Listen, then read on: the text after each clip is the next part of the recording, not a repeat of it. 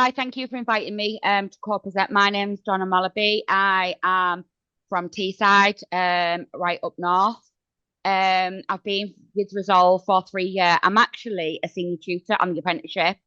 But very quickly, my background is I was an ASB lead for local authority, then registered social landlord for 18 years.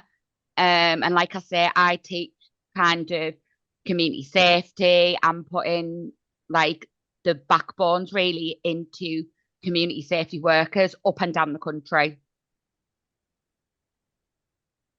That's great, Donna. Thank you. I'd say I would stay unmuted, and then there should be no problem coming in and out of the mute. So yeah, in my hurry to apologise for being late, I forgot to introduce myself. I'm John Hokitz. I'm the Chief Executive of Neighbourhood Watch Network. I've got but also got a background in local authority, but in social care, and have been with the organisation for a long time. So I'm gonna start off just by sharing some slides in time-honoured fashion, and then I'll pass over to Donna for the kind of meat and expertise. But I'll just share my slides now. So, as I said, this is an antisocial behaviour webinar between Neighbourhood Watch and Resolve. It's just being corrected so I can do it, so I seem at least vaguely professional while I'm doing this, which is a bonus. So yeah, so it's the key part of this webinar, and the message we really want to get across is around the importance of reporting antisocial behaviour. We hear an awful lot about there's no point, there's no purpose, nothing ever happens. But we'll come on talk about that a bit more. But if people don't, if you and I know I'm just as guilty of this as anybody else, I've driven past fly tipping and just thought, well, I'm sure someone's reported that and not reported it. So this is not a judging thing. This is the need for all of us to report antisocial behaviour, because if we don't, we can't really expect anything to happen, let alone whether we think it will or won't. But this is vital. We all report antisocial behaviour. So if I'm just going to quickly introduce, some of you will know this, not all of you, but Neighbourhood Watch is a movement across England and Wales. We've now got around 2.3 million household supporters across England and Wales, and that's growing at the moment. We've got over 90,000 coordinators and 60,000 active volunteers. So lots, and many of you on this call will be either supporters or volunteers or coordinators, but it is a large network. We can directly contact now over 1.35 million supporter households across England and Wales through the alerts database. And I guess what some of you may be less aware, that 50% of our membership is now under 55 years. That's the kind of the stereotype of Neighbourhood Watch being kind of twitchy curtains, older people, twitchy curtains has changed and is changing further. And now, in the last year, we had over 1.5 million visits to our website, and that is increasingly from younger and younger people. I think that just shows that we know that's how younger people access information these days, is online, either on their phone or through other, but they do that quite quickly. But we've had increasing numbers of young people on our website. So that's just a tiny bit of background. I guess the other bit I just wanted to put as background is around every year we hold a crime and community survey. So last year it was answered by nearly 30,000 people, both members, supporters, and just members of the public. And interestingly, what people said that they worried most around in terms of crime and safety was around burglary, assault, fraud or cyber crime, and neighbourhood disputes. So the things that people worried most were around things that affected them in their home. But conversely, what people experienced most or witnessed most was overwhelmingly harassment and ASB, which tended to take place in public places. So I just wanted to draw that out, that what all of us, and certainly our surveys, that what most people see and experience is harassment and antisocial behaviour, whereas their worry maybe about something slightly different, but what we experience. And I think that does chime in with the kind of the importance of antisocial behaviour and addressing it. So Neighbourhood Watch has got a really strong focus on antisocial behaviour. As I mentioned earlier, that reporting is vital to that. So for the police and council to be aware of issues, to be able to do anything about it, we'll come on to that some antisocial behaviour is the responsibility of the police where it's criminal, and some is the responsibility of councils.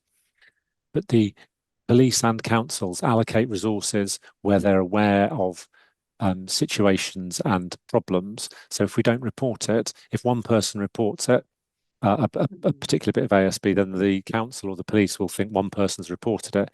Now, if the same event, something is reported by 50 people, then obviously the council or the police are aware that that's a significant problem and therefore allocate resources respectively. And one of the other things that we're focusing on very strongly at the moment is around trying to remove the barriers to reporting, making it easier for people to report to the police or council. There are various routes of doing that on either online through Crime Stoppers or directly to the police. We know that there are now named officers for police officers in all communities. There are also Neighbourhood Watch groups, of which many of you will be aware of or part of. And by doing that, it will actually help increase confidence in public services. We know confidence in the police and public services is a kind of all-time low. And some of that is around the kind of fantasy that nothing ever gets done, but certainly nothing ever gets done if we don't report it. Just moving on, I'm just going to pass over to Donna now, who's going to give a far more eloquent and expert introduction to antisocial behaviour. Brilliant. Thanks for that, John. I have been answering a couple of questions as you've been talking and going. I will work my way through them, so please bear with me. John, you're going to have to be my glamorous assistant, and I'm going to thank you. So when it comes to antisocial behaviour, okay, as residents, practitioners, supporting agencies, charities, it can be described in 3 categories, and an acronym for that is PEN. So the first one, the P, is personal antisocial behaviour. So this is when a report is made to something about something that is targeting an individual.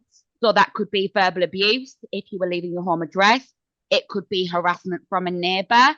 So this is something that is personal, and it is kind of like one person being targeted or their family.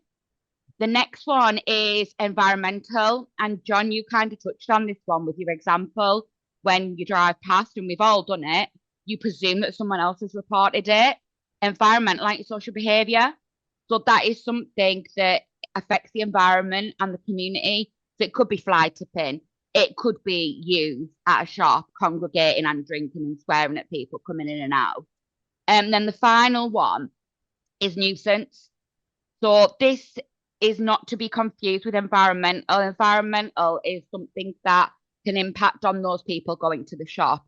Nuisance can be anyone, anywhere. So a town centre, for example, there could be begging, there could be street drinking that is causing a nuisance for shoppers. When I teach this module to learners up and down the country, and from being ex-frontline, it varies on whether you are police, ASB team for local authority, or ASB team for housing, which one categories fall into. Personal antisocial behaviour, certainly being ex-housing, absolutely, that was top of what I dealt with.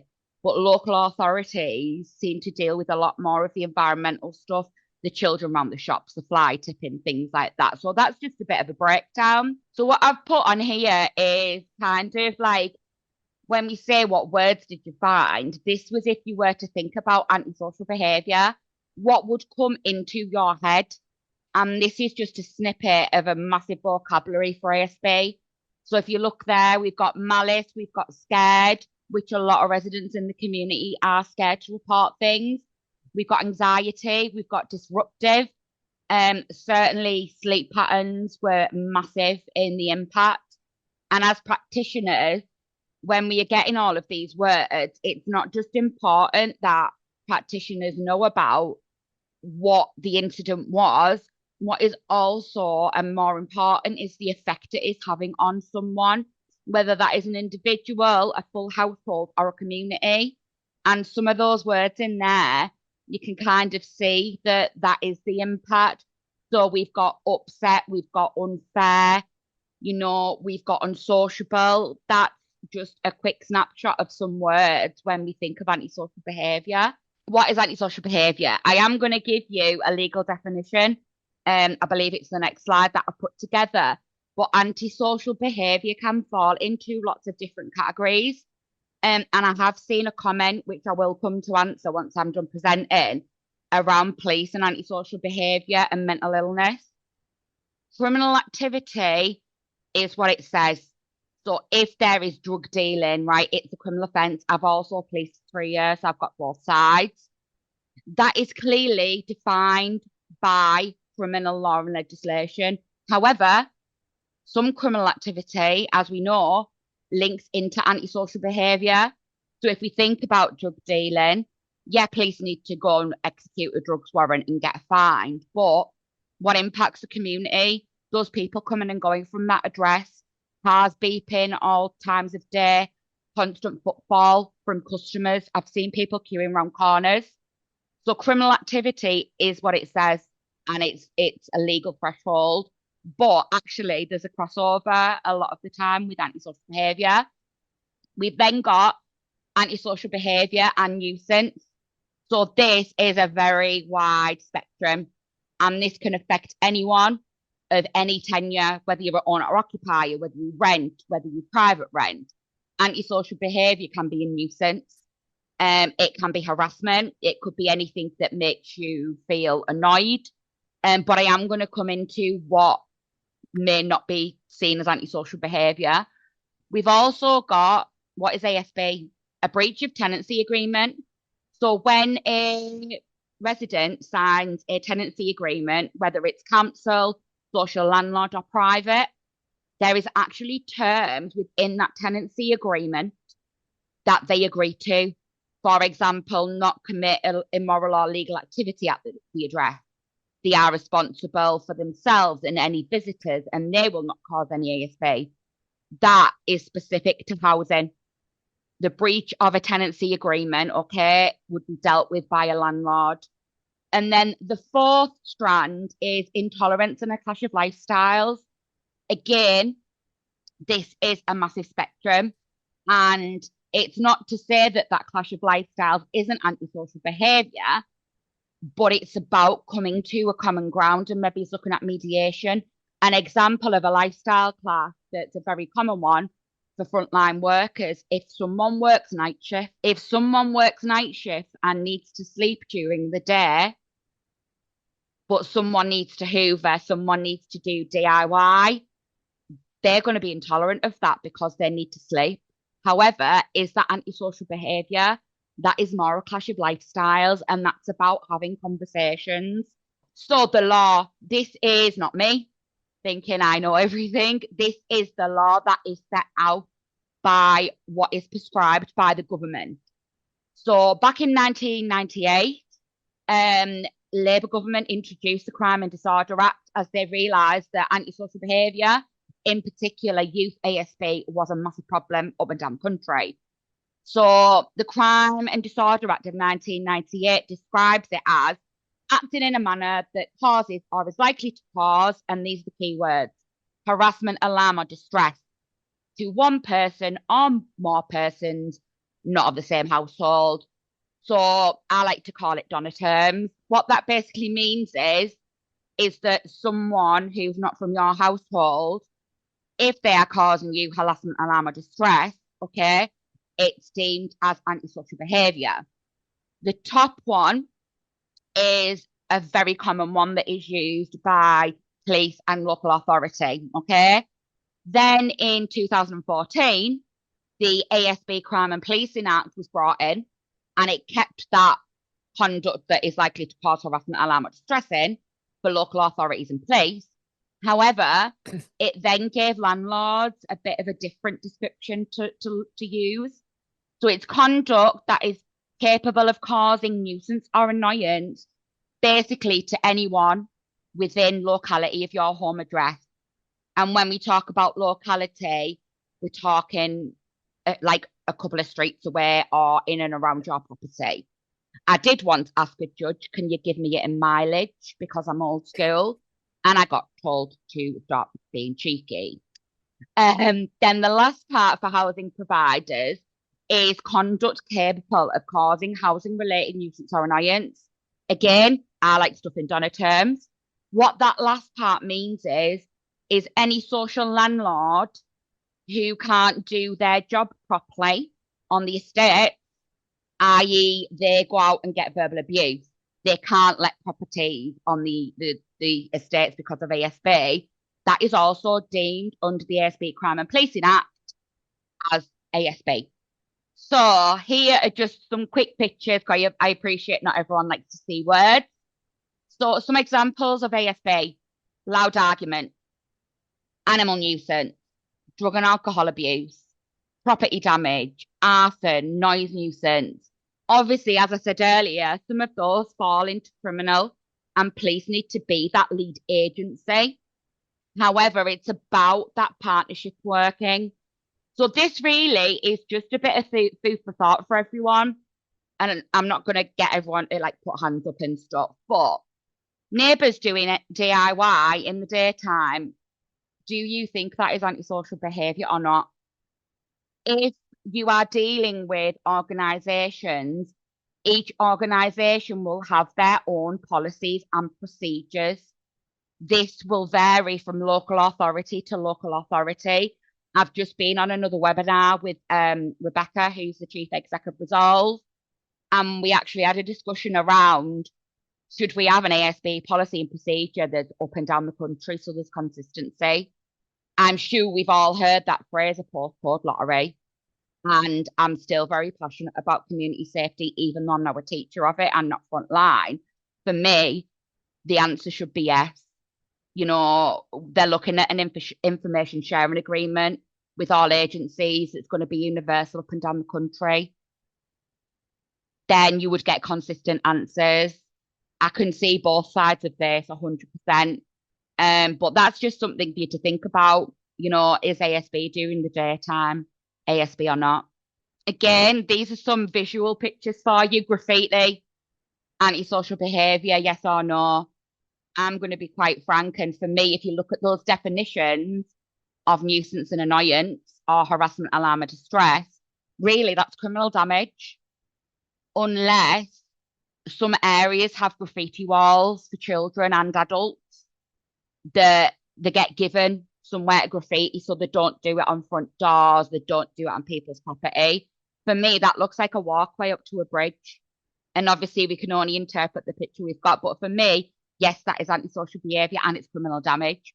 But then, for those that have heard of Banksy, or actually like some of his artwork, that's still graffiti.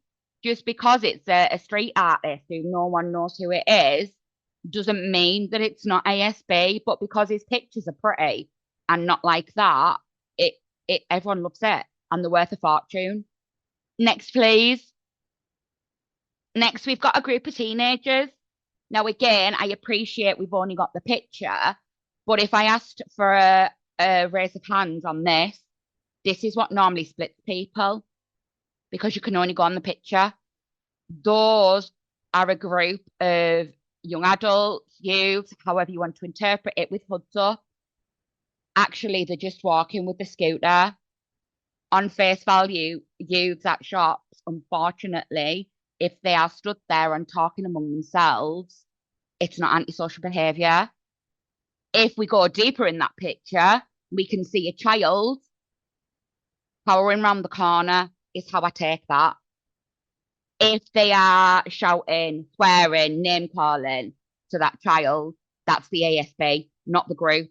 It's the behaviour that they are displaying. So hopefully that makes sense to people. Next, please. Fly tipping. John, you mentioned this one. Absolutely. I don't think there's any two ways about this one. Fly tipping it's actually an environmental crime and it is antisocial behaviour. And people think that someone else will report that, so I won't. Someone else will report that, I won't. It's about taking accountability. If you see something, do not make the presumption that other people have reported it or other people are filling in diary sheets. With something like fly tipping, it might be a sofa. If it doesn't get reported, it then gets added to. No one else reports that. It gets added to and added to and added to. Then a week later, it gets set on fire. For me, it's about if you see something, report it. And I will briefly go over ways of reporting things because I know, again, that varies. But I will give you some hints and tips of what to go and search for if you don't want to make a phone call. Next slide, please. So what are the causes of antisocial behaviour? I could do you a full session on this. Lack of communication. Some people do not actually understand that what they're doing is having an impact on neighbours in the community. And people don't really talk anymore. And I understand why you don't want to potentially go and knock on your neighbour's door. because you don't know what's going to happen. If you do not communicate it to anyone, i.e. an agency, they've not been given chance to put that right. Mental health actually causes antisocial behaviour. This is not an excuse, it is a causation. And I will come to the questions about around mental health, but actually mental health is a causation of ASB. Ignorance, people just don't care. They'll play music whenever they want because they can or think they can. Disputes, people falling out.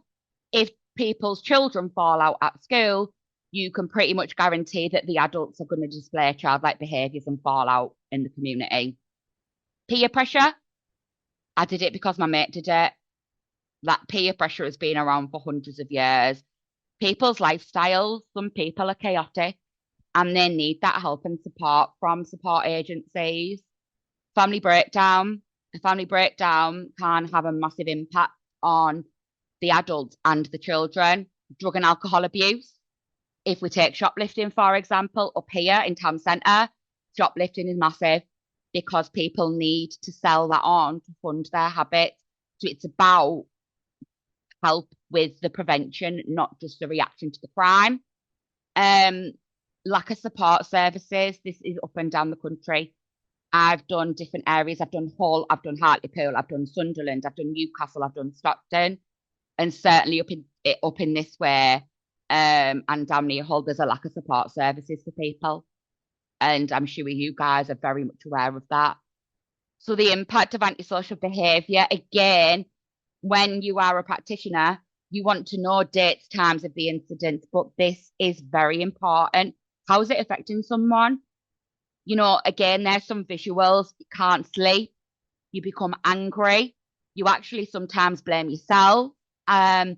With regards to that, sleep deprivation was a massive impact. I've known people miss work because they've been kept up till 4 o'clock in the morning with partying. For me, that is just unacceptable, and that 100% would be ASB. But the impact of antisocial behaviour, we need to ask victims what that is, because it is different for everyone. Some people have like higher tolerance levels.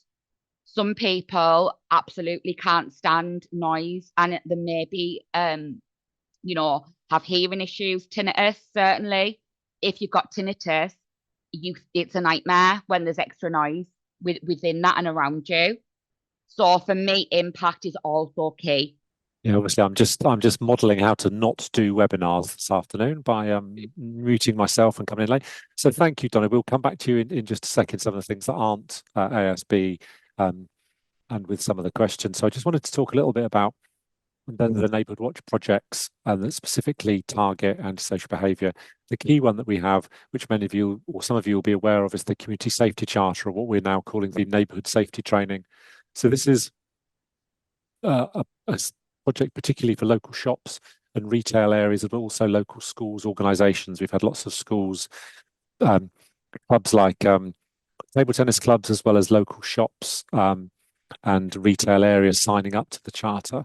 And this is something that helps links local communities, local residential communities, with their non-residential neighbours. So, you know, a local shop is just as much part of a community as the people that live there.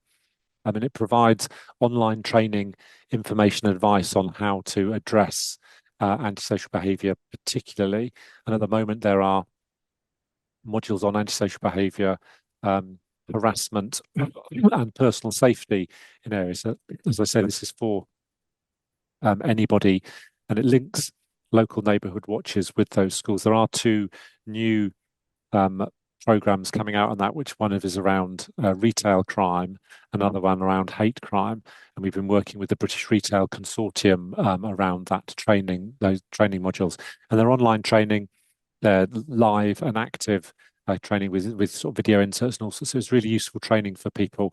And we've had some really great feedback from some shops and organisations that have been using that.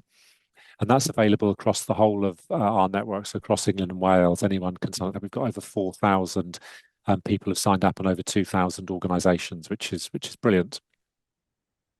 Another approach that we've been increasingly spending time on recently is around the bystander approach. So due to some specific funding. The project which we had was London-based over the last couple of years, but very much this is about an intervention to prevent and call out either usually harassment or antisocial behaviour and support victims of harassment.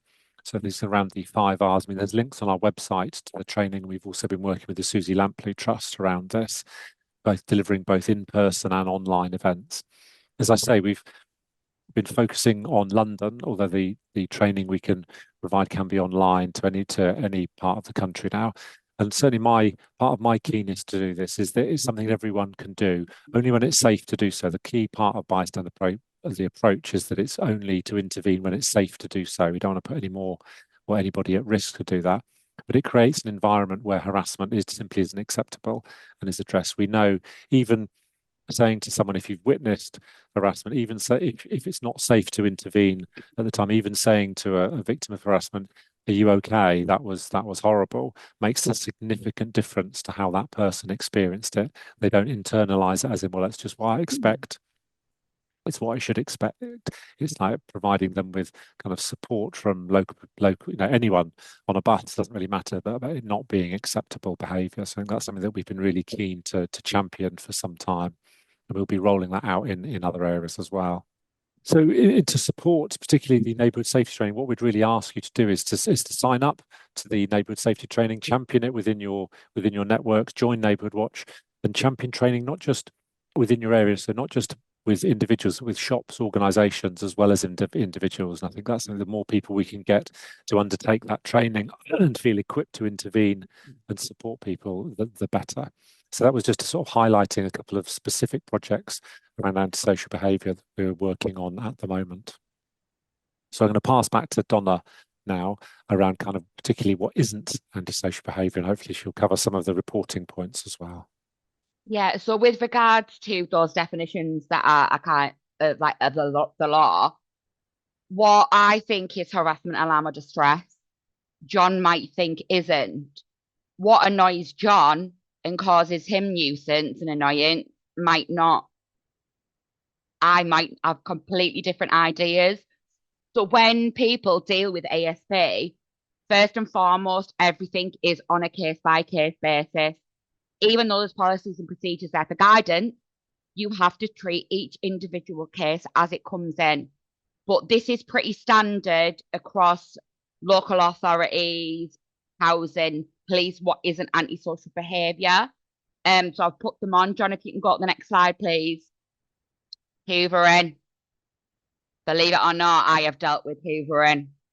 However, if it's hoovering 2, 3, 4 o'clock in the morning, absolutely. So we can't just go, what the act is not ASB. You've got to look at so much as a frontline officer. You need to look at time. You need to look at frequency. So hoovering generally day to day, no, but that is something I dealt with commonly as other practitioners.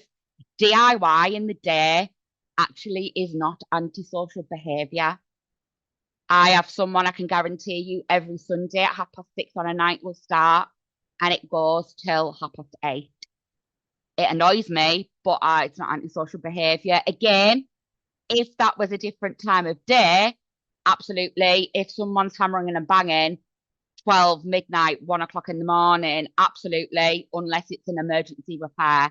If someone's had the window put through and it needs boarding up, you're going to hear the hammering. However, that's to make a property safe. Walking up and downstairs, yep. Or if people live in flats, to complain about people who live above them walking about during the day. Giving funny faces or getting a dirty look. If I could have had £1 every time that was reported to me, unfortunately, someone looking at you the wrong way is not antisocial behaviour. Duplicated Hoover in there. You can see where I was going with that one. A one-off party. If someone has a one-off party, say on New Year, and there's a noise nuisance and no one's ever complained about that address, it's probably not going to get dealt with if it's a one-off party. If that party turns into fighting, a street brawl, that's what would get dealt with, not the one-off party of the noise. Parking, including people parking badly. This is, I could honestly, the amount that this comes in. If there are no parking restrictions in an area, and a vehicle is taxed and tested and insured, it is not antisocial behaviour. If there are parking restrictions in place, it wouldn't be dealt with down the antisocial behaviour route, it would be dealt with down parking enforcement. Children playing, children being children, playing football on a field, that's not antisocial behaviour. If they then start booting the ball at your windows or your car, it's the act of the football being kicked at windows and property that's antisocial behaviour, not the actual children playing. Children playing on scooters, just normal ones. I'm not on about these e-scooters. That's a whole different session. I could do a full day on that. But children making a noise banging up and down a pavement on a scooter is not antisocial behaviour. Again, if that's 2, 3 in the morning, there's a problem with that child being out at that time. That would need to go down safeguarding, and referrals would need to be made to social services. General living noise, banging cupboards in the kitchen. Example of how that's worded is they're banging the kitchens to cause me nuisance and annoyance. Banging kitchen doors is not. Other living noise, like I've said, up and downstairs, walking about in your own flat if someone's above you, so antisocial behaviour. Religious or cultural practices is not antisocial behaviour. An example of that is multicultural communities. I used to get complaints about the smell of food that smelled absolutely beautiful. If someone was cooking Chinese or curry, I'd get loads of complaints and saying it's antisocial behaviour, absolutely beautiful. I used to then say, if you make a cooked breakfast and you've got your extractor fan on, everyone can smell the fried breakfast. Smells just as nice. That is an example of religious and cultural practices. You know, the cooking of absolutely beautiful food. It's not antisocial behaviour. Disputes on social media, absolutely not. Block them, remove them as a friend. Unless there is harassment, i.e. threats. If there are threats or any hate-related incidents, it will be looked at. But general name, like general, I don't like them, that they're saying something on Facebook that's aimed at me. Social media disputes are not antisocial behaviour unless there's a threat of violence or it's a hate incident. John, next slide, please. These are just some statistics. 50% of ASB victims and witnesses surveyed said that they didn't make the report because they thought nothing would get done. And I get that, being ex-front line. I'm very passionate about publicising when enforcement action's being taken. Let the communities know what's being done so they can see. In terms of reporting things, sometimes people don't know how, or there's too many ways to report it. You can telephone, you can email a lot of organisations. Some organisations actually have apps on phones and tablets that you can use. One is called the Noise app. So that would record real live time of noise nuisance. And there's another one called Reportable, which lets you report ASB and take pictures online. But you would need to check if the agencies that are local to you use them, but they're excellent. I did see a comment which I will go into because it's relevant. Someone said in the chat, and excuse me if I've not got it word for word, but basically they've been pushed from pillar to post. They've rang the police, they've rang housing, they've then been told to go back to the police, back to housing. There needs to be coordinated approaches in all areas. If you ring housing or the council and it's a clear crime, they are going to tell you to phone the police because they cannot deal with it first and foremost. They would need to work with them.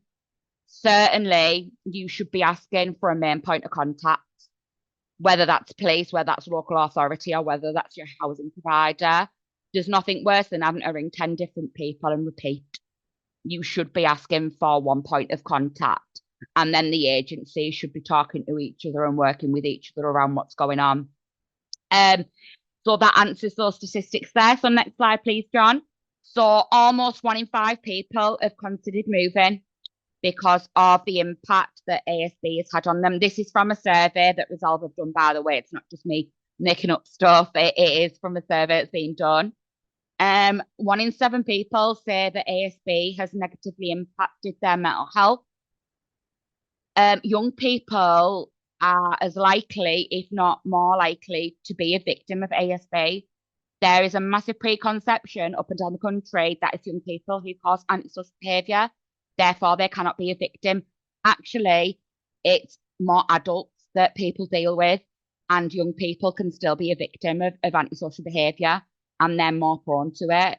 Next, please, John. Thanks, Donna. That's fabulous. You've played a blinder on those. We're just going to go over to some questions in a second. I'll just leave the contact that we've got up, just so everyone knows. We will send out these slides to everyone that's been on the call, so you've got them, so you'll have our contact details. But I'm just going to return to not sharing my slides. So I know we've had lots of questions during the presentation, primarily from Donna and a bit from myself. I'm just wondering if, Sandra, if there are any questions that you were able to pull out that we could answer? Yes, there were loads. There were loads. Donna, some of these you've answered, so get me to skip on if you have. I'm still going through them as well. Yeah. If you just let me know. So just shout out. How can you get the council or the police to actually take action if there's a recurrent ASB situation that's been regularly reported? It's very hard without knowing the ins and outs of that case. It would depend on what the behaviour is that's been recurring and how frequent it is. When we talk about ASB, sometimes it's about frequency. Is it once every 6 months? Is it once every 3 months? Or is it actually every day? It would depend on what the behaviour is that's been recurrent that you're reporting, and it would potentially look at like how often it's happening. What I would advise is to that person that's asked that one, if you're not happy with the service that you were getting, you can ask for an ASB case review. You would need to go to police or local authority to that. There is a threshold that you have to meet before it's investigated. It's 3 or more reports in a 6-month period is one of the triggers for that. But certainly it would depend on what the behaviour is that's being reported and how frequent it is. Hope that answers that for that person, but it's very hard without not knowing details. No, I think that was pretty good. One that I'm not sure you'll be able to do this, but have a go. What steps are housing associations supposed to follow regarding problem tenants? Case by case basis is basically the answer, but I can give you a rough, loose procedure. Again, it depends on what the behaviour is. If it's something very serious, like a crime, they would be needing to wait for the conviction and certificate of conviction to take enforcement action. But there can be one incident and they could potentially go for legal action. However, there could be a noise nuisance case.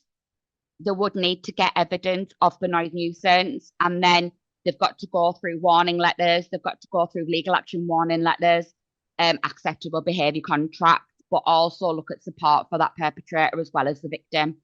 So it's very hard on generally, but it's normally a couple of warning letters, a legal action warning letter, look at an acceptable behaviour contract being signed. If that's breached, then look at legal action. But I can tell you now, I did 18-year frontline and had about 10 evictions in that time. Wow. And there are two very similar ones.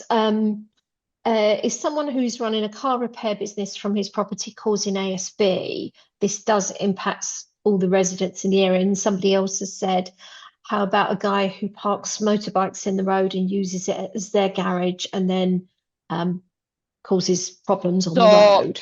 With regards to vehicle fixing, I would be looking at contacting environmental health at the local authority. If it's a housing association, they could be contacted in, are they running a business from the address? I would be looking at, is there any oil leaks on the road? Again, environmental health. With regards to ASB, what practitioners could deal with, it would be looking at the noise. You know, is that noise occurring like all day, every day? If it's all day, every day, I would be making a report.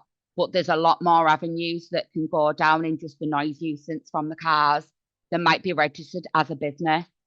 If they are and planning's being granted for that, it's going to be very hard to do anything about it. I'm not going to sit here and make things like, but you can look at different ways.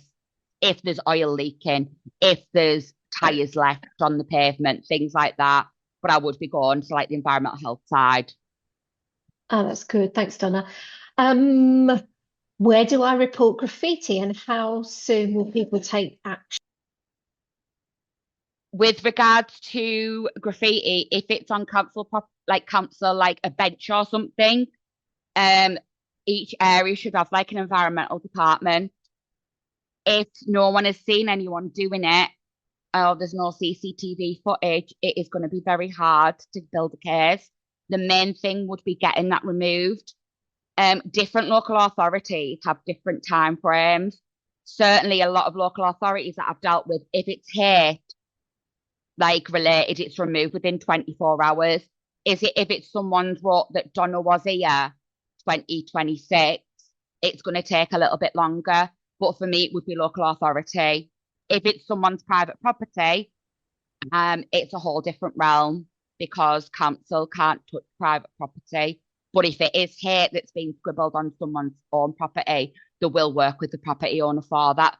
Hopefully that answers that. Super. Yeah. What is the difference between an ASB warning and an ASB order, please? An ASB warning is non-legal. An ASB order will be a legal order from the courts. That's nice and simple. Thank you. I use a powered wheelchair, and I always encounter cars blocking pavements and drop curbs. Why isn't this ASB? That is, when I referred to parking, it was if people just used to not like people parking outside the houses. That is an offence. It's actually a criminal offence if you can't get a double pushchair, or a wheelchair past. It's actually a criminal offence. A lot of areas, though, would get that to be dealt with by parking enforcement. With regards to a dropped curb, that again is very, very complicated. People think that actually it's illegal to block someone's dropped curb. It actually isn't. But that is a whole different complicated realm. But certainly, if it's stopping access for a wheelchair, absolutely, I would be reporting that to the parking enforcement team. If someone's bumped upon a curb, so that you have to like literally no one would get through, again, that is antisocial behaviour. When I talked about parking, it was just people actually complain because someone's parked outside their house on street housing. That needs to go to parking enforcement. Oh, that was lovely and clear. Thank you. We live next to a park, and travellers frequent there occasionally through the year. We have issues with ASB in the form of property damage, loose dogs, etc., but we never know where to turn. Local authority, they've got the tools and powers. However, it's not a quick. It takes like weeks to get them removed officially, which by that time they've been served the notice from local authority that they need to move, and before the court or action, like people go to take the caravans, they've already gone. There will be action being it needs reporting to local authority, that one. Sorry if you've got any local authority workers on. I am ex-local authority, so I get it. Pick one out that I haven't had a chance to answer to, and I wanted to. Someone did pop in the chat about CCTV cameras that they can see are like basically surveying like open space of their property. It's not actually a criminal offence. The criminal offence is if that camera is zoomed in your front room or in your bedroom window. It's actually not an offence to have cameras that can see other people's properties unless they're zoomed in. However, there is a whole host of data protection that comes around for that person who's recording. If you've got a neighbour that's recording, you can actually put a written request to them to request what's seen on the CCTV. They have 28 days to respond. And if they don't, you can then report them for data protection breaches. They should be able to pixelate people's faces out of it. They should have clear signage. But with regards to it looking in someone's front driveway or garden, I totally get the apprehension around that. However, it's not a criminal offence unless it's clearly zoomed in. So hopefully that will answer the question around the CCTV that I did see further up. If you've got any concerns around CCTV, I used to direct people to the local PCSOs, or if it's housing association, the housing team, because you are supposed to have written permission for CCTV cameras if you rent from a social landlord. Thanks, Donna. That's really helpful. There's as ever, there's a myriad of questions and things, and I think I'm just very aware of the time. I am happy if you or Sandra want to collect the ones that I've missed. I will be honest if I can't answer them, and I'm happy to take the ones that I haven't answered and get them answered and send them to you, John. Yeah, that's brilliant. We'll have a look at those ones that we've not managed to get to, because like I said, I'm aware of people's stuff. I mean, I guess as ever with antisocial behaviour, we what has all come out completely is the kind of it is often complicated, kind of who's responsible and when things get responded to, and it can be really frustrating. But I think it's really important to remember one of Donna's key points around if you're not happy with the response that you've got, one of the things you can do is ask for a single point of contact, so you're not being passed from pillar to post, and also ask for a case review if certain criteria are met. And I think that's really important to make sure that people use those powers to make sure that they are getting responded to in the best possible way. I mean, I guess the other thing I just wanted to remind people about is what Donna said about the apps, Reportable and the Noise app as well. That if your local areas use them, then that can be a really helpful way of recording in real time antisocial behaviour. But just check that your police force or local authority use those apps. But it's just gone for free. So I'm going to finish the webinar here. We will send out the slides to everybody, and we will collate the questions we've not managed to answer. But if I could just really thank everyone for using up a bit of their afternoon, but particularly thank Donna. I think you've been really giving us a really useful insight, Donna, into kind of what happens, the timescales. It is complicated, but some things are antisocial behaviour and some things clearly aren't antisocial behaviour, although they might be irritating. So thanks everybody for your time. I mean, there's lots of information on the Resolve and the Neighbourhood Watch website, particularly around CCTV as well as antisocial behaviour and other crimes. So, as I say, thank you very much for all your time. We will send out the details of the webinar that got cancelled yesterday because of a few hitches for those of you that were on that as well. But we'll send out the details to everyone who was on to that. So, thanks very much, Donna. It's been really useful. It's been really great working with you over this and seeing you last week. So, take care. Thank you. Thanks for having me.